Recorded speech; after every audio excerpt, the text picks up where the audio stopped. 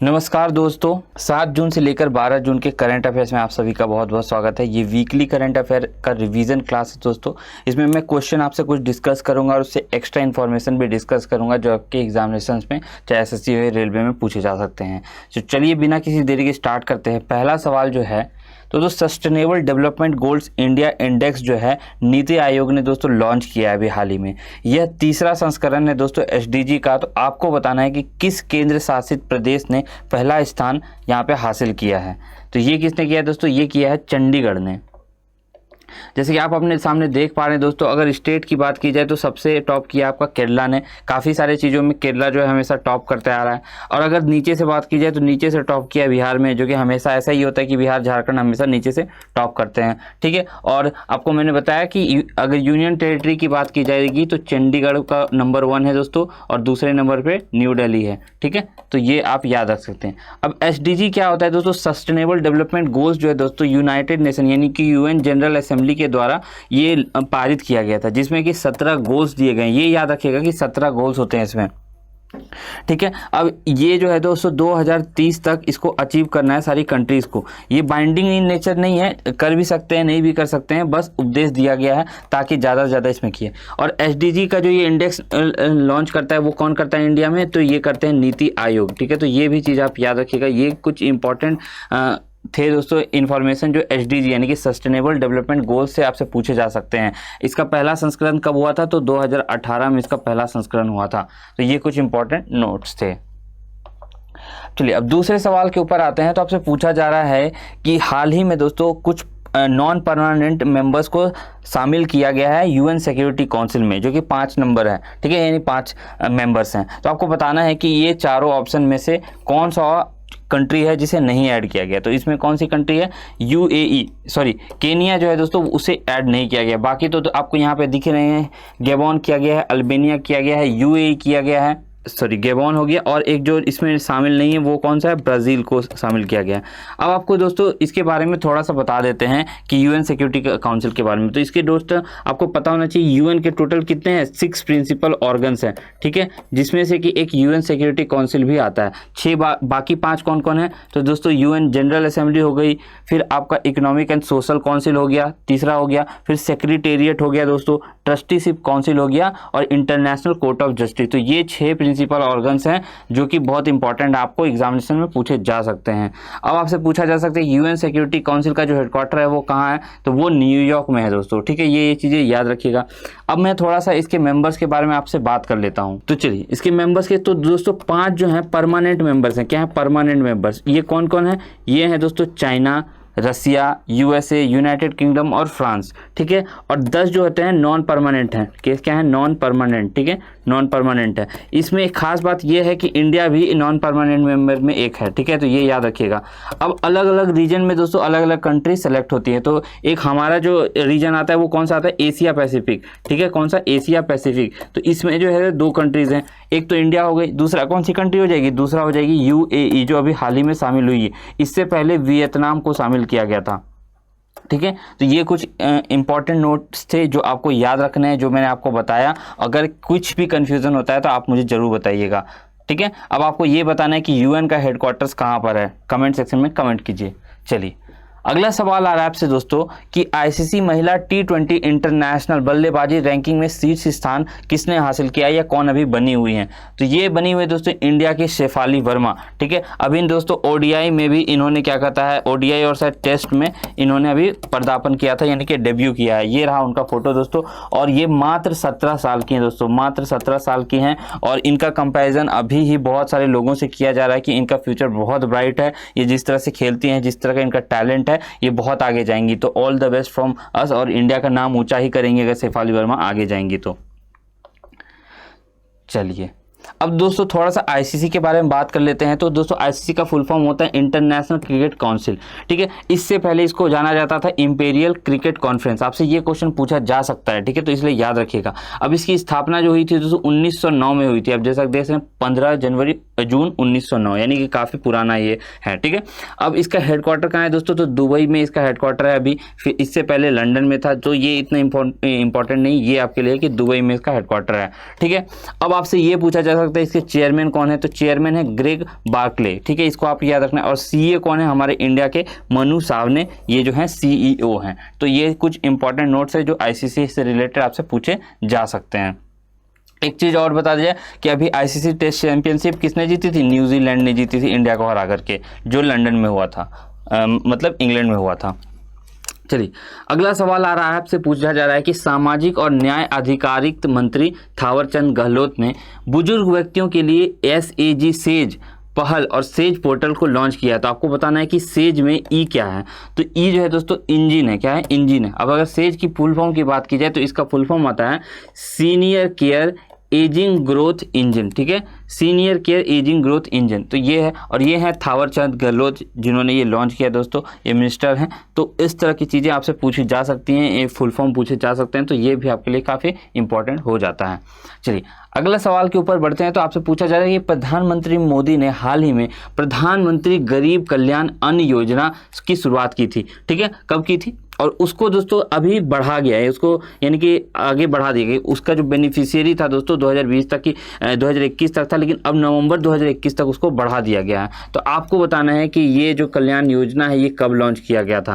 तो ये किया गया था दोस्तों पिछले साल मार्च 2020 में। अब किसको मद्देनजर देखते हुए किया गया था, तो दोस्तों आपको पता होगा कि 2020 मार्च में दोस्तों बहुत ज़्यादा यहाँ लॉकडाउन लग गया था, और जिसके कारण जो ऐसे मजदूर थे जो डेली बेसिस पे काम करते थे और अनाज अर्जित करके अपना पेट भरते थे, तो उनका तो वहाँ पे चला गया सारा काम धंधा। तो उसके लिए दोस्तों 80 करोड़ लाभार्थियों को यहाँ पे फ्री का अन्न दिया जाना था इसके अंतर्गत, तो जिसको अब बढ़ा दिया गया नवंबर 2021 तक। अब क्यों बढ़ा दिया गया, क्योंकि आपको पता ही है सेकेंड वेव ने दोस्तों इंडिया का हालत ख़राब कर दी और ज़्यादा, और किसी को उम्मीद नहीं थी कि इतने दिन तक ये कोविड जो है इंडिया में रहेगा, लेकिन रहा, और इसके कारण इन्होंने बहुत हानि पहुँचाई। तो नरेंद्र मोदी जी ने इसे बढ़ा दिया है। अब अगला सवाल आपसे पूछा जाता है कि भारतीय नौसेना ने हाल ही में INS संध्याक नामक भारत के सबसे पुराने हाइड्रोग्राफिक सर्वेक्षण पोत को सेवानिवृत्त किया है, यानी क्या हो गया दोस्तों, ये अब रिटायर हो गया है। तो आपको बताना है कि किस नौसैनिक डॉकयार्ड से सेवानिवृत्त किया गया है। तो हमारे कई सारे डॉकयार्ड है दोस्तों, खासकर नौसेना का डॉकयार्ड है मुंबई में, कोचीन में, गोवा में, विशाखापट्टनम, लेकिन किया कहाँ से गया है, तो ये विशाखापट्टनम से किया गया है। अगर देखना चाहें तो ये रहा विशाखापट्टनम। एक तरह से फेमस भी इसीलिए है दोस्तों कि यहाँ पे काफ़ी ज़्यादा यहाँ डॉकयार्ड्स वगैरह हैं और काफ़ी सी से रिलेटेड है, तो यहाँ पे काफ़ी कुछ गतिविधियाँ उससे रिलेटेड होती रहती हैं। आपको कमेंट सेक्शन बताना है कि ये किस स्टेट में आता है, ठीक है, किस राज्य में ये आता है। अगला सवाल है स्किलिट और किलिट, मतलब स्किलिट किलिट रोनी स्क्रू वाला द्वारा लिखित और पेंगुइन रैंडम हाउस द्वारा प्रकाशित एक पुस्तक है। तो आपको बताना है कि रोनी स्क्रूवाला का पेशा क्या है।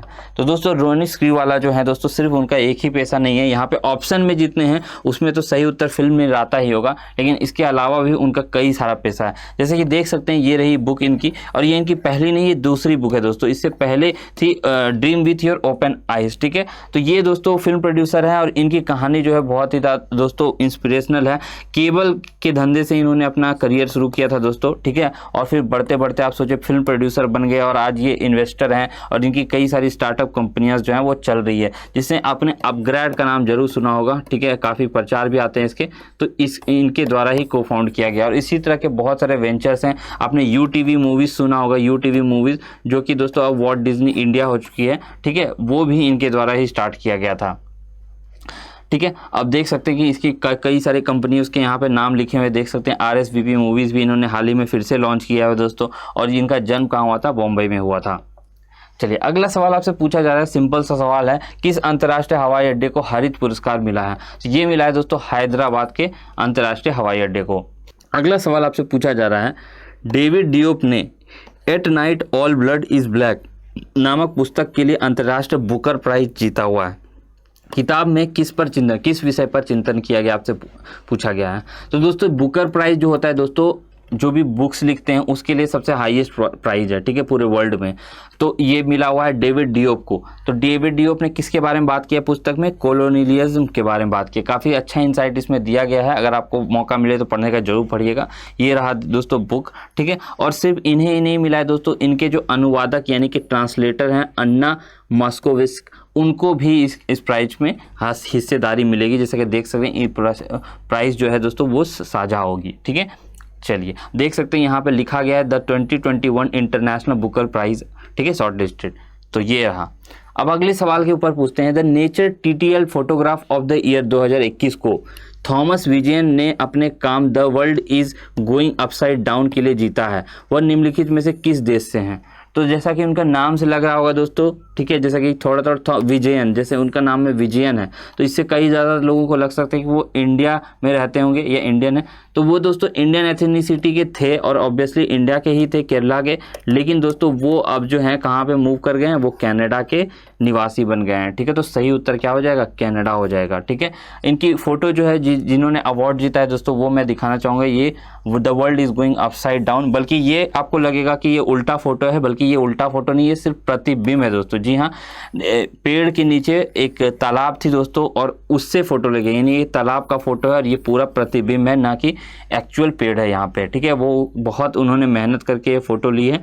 और जो पेड़ें कट रही है दोस्तों, उसके कारण औरंगुटैन जो हैं उनकी आबादी कम होते जा रही है। इसको अवेयरनेस फैलाने के लिए इन्होंने ये फ़ोटो लिया था और आशा करते हैं कि ज़्यादा से ज़्यादा लोग अवेयर होंगे और जंगल काटना कम बंद कर देंगे।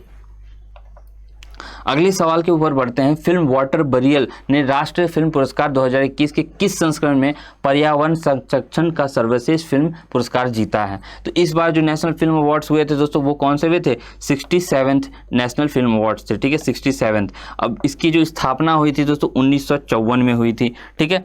और आपको ये जानना पड़ेगा कि जो इस बार 67th मिला है अवार्ड, ये किस साल के लिए मिला है? ये 2019 के लिए मिला है। 2020 में कंफ्यूज नहीं हो जाएगा, क्योंकि आपको पता है 2020 में के कारण दोस्तों यहाँ पे लॉकडाउन था, इस तरह की चीज़ें के कारण वहाँ पे अवार्ड जो है नामांकित नहीं हो पाई थी, काफ़ी ज़्यादा मूवीज़ भी यहाँ पे रिलीज नहीं हुई थी। अब थोड़ा सा बात कर लें इसके हेडक्वार्टर के, तो ये देख सकते हैं न्यू दिल्ली में हेडक्वार्टर है। अब बात कर लें कि कौन कौन से मूवीज़ को अवार्ड मिले हैं इसमें, तो देखते हैं बेस्ट फीचर फिल्म जो मिला है दोस्तों, ये मिला है मरक्कर को, ठीक है, the lion of the Arabian sea. फिर दादा साहब फाल्के अवार्ड मिला है रजनीकांत जी को। बेस्ट एक्टर जो है दोस्तों, 2 एक्टर्स को मिला है, एक मिला है धनुष को और दूसरा किसको मिला है? ये मिला है मनोज वाजपेयी को भोसले मूवी के लिए, और इनको मिला है असुरन इनकी मूवी का नाम है, जिसके लिए धनुष को अवार्ड मिला है। और बेस्ट एक्ट्रेस का अवार्ड मिला है कंगना रनावत को 2 मूवी के लिए, एक है पंगा और दूसरा है मणिकर्णिका, ठीक है। तो इन दोनों मूवीज़ के लिए इन्हें मिला है और इनको काफ़ी बार अब मिल चुका है दोस्तों, 3rd टाइम ये अवार्डी बन गई हैं। इससे पहले इनको क्वीन के लिए भी अवार्ड मिल चुका था, ठीक है। चलिए अगले सवाल के ऊपर पढ़ते हैं दोस्तों। तो रिया चक्रवर्ती ने हाल ही में टाइम्स मोस्ट डिजायरेबल वुमेन 2020 की लिस्ट में टॉप किया है। तो आपको बताना है कि कितने व्यक्ति सूचीबद्ध थे। तो इसमें टोटल 50 व्यक्ति सूचीबद्ध थे। अब रिया चक्रवर्ती कौन है दोस्तों? तो ये इंडियन एक्ट्रेस हैं जो कि बॉलीवुड में काम करती हैं। ये बहुत ज़्यादा लाइमलाइट में कब आई थी? जब सुशांत सिंह राजपूत का डेथ हुआ था। तो क्योंकि ये उनकी गर्लफ्रेंड थी जब उनका डेथ हुआ था, तो उसी के बाद बहुत ज़्यादा एलिगेशंस इनके ऊपर लगे थे कि इनके कारण ही उन्होंने सुसाइड किया है। तो वो बाद में जाते हैं, अभी तक तो उसका फैसला अभी तक आया नहीं है। इस कारण से क्या कहते हैं, काफ़ी ज़्यादा लाइमलाइट में थे और मोस्ट डिज़ायरेबल ये बन गई हैं। तो ये आपसे एग्जामिनेशन में पूछा जा सकता है, तो इसलिए आप इसको याद रखने की कोशिश कीजिएगा। बाकी इस सेशन में इतना ही दोस्तों। आशा करता हूं कि आपको ये सेशन पसंद आया होगा और काफ़ी ज़्यादा लाभदायक रहेगा आप लोगों के लिए। इसी तरह से दोस्तों मैं आप लोगों के लिए वीकली करंट अफेयर लेकर आता हूँ और मंथली भी करंट अफेयर लेकर आता हूँ, जितने भी इंपॉर्टेंट क्वेश्चन हो सकते हैं। साथ ही साथ अगर आप डेली करंट अफेयर भी चाहते हैं तो आप लोग कमेंट सेक्शन में कमेंट कीजिए। अगर ज़्यादा से ज़्यादा लोग इंटरेस्टेड रहे तो मैं जरूर कोशिश करूँगा कि डेली करंट अफेयर्स भी आप लोगों के लिए लाऊँ। इस वीडियो में इतना ही। देखने के लिए बहुत बहुत धन्यवाद। मेरा नाम है शुभम, मैं आपसे अलविदा लेता हूँ। Thank you.